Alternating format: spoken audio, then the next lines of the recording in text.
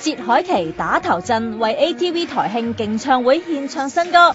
講到新歌除下吊帶前嘅國語版《不要愛我》，原來有段故㗎。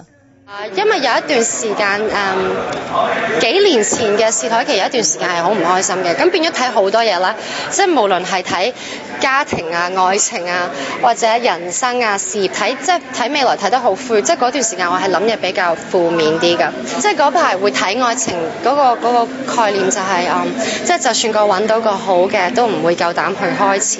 係咪你嗰陣時就係受到一個好嚴重嘅情傷？其實唔係淨係情傷，即係嗰排嘅我係睇嘢都好灰嘅咁樣咯。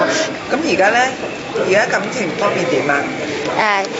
空白，但係我係懷有希望嘅，因為追求你首詩有用嘅，嗰陣時追求你就冇用嘅。係。